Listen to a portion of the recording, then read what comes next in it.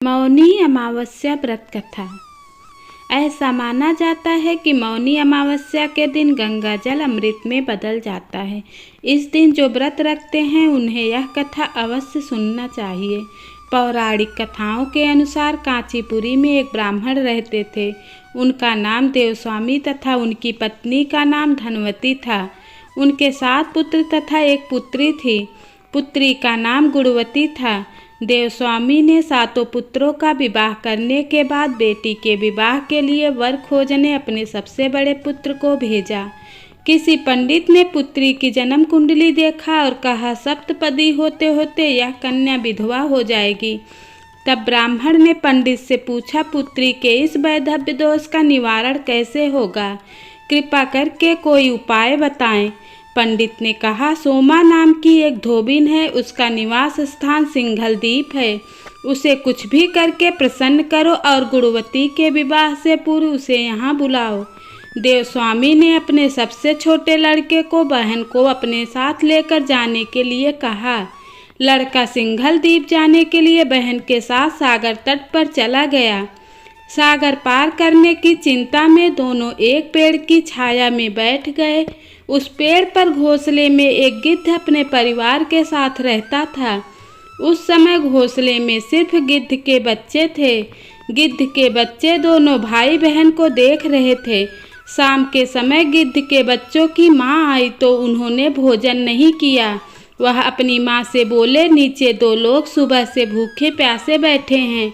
जब तक वे कुछ नहीं खा लेते तब तक हम भी कुछ नहीं खाएंगे। बच्चों की बात सुनकर गिद्ध को दया आ गई। गिद्ध माता उनके पास गई और कहा, मैंने आपकी इच्छाओं को जान लिया है।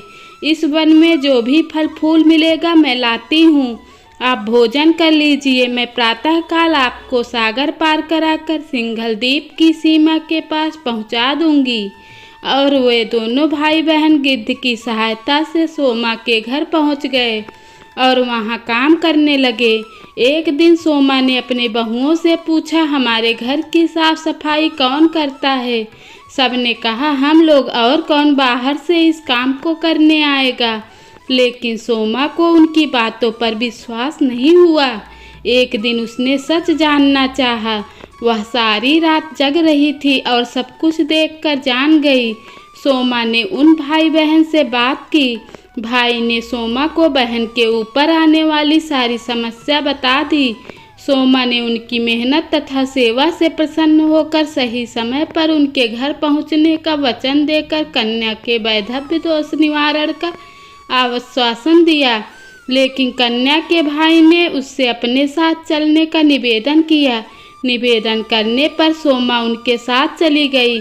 चलते समय सोमा ने बहुओं से कहा, मेरी अनुपस्थिति में यदि किसी का मृत्यु हो जाए तो उसके शरीर को नष्ट मत करना, मेरा इंतजार करना।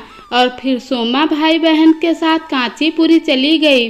दूसरे दिन गुणवती के विवाह का कार्यक्रम तय हो गया। सप्तपदी होते ही उसका पति मर गया। सोमा ने अपना सिंदूर गुणवती को प्रदान कर दिया और तुरंत ही उसका पति जीवित हो गया। सोमा उन्हें आशीर्वाद देकर अपने घर को चली गई। उधर गुणवती को सिंदूर देने से सोमा के पति की मृत्यु हो गई। सोमा ने पुण्य फल संचित करने के लिए मार्ग में पीपल वृक्ष की छाया में विष्णु जी का पूजन करके 108 परिक्रमाएं की। इसके पूरा होने पर उसके पति जीवित हो उठे। जिस दिन कन्या का विवाह हुआ उस दिन मौनी अमावस्या था। तभी से मौनी अमावस्या व्रत का आरंभ हुआ।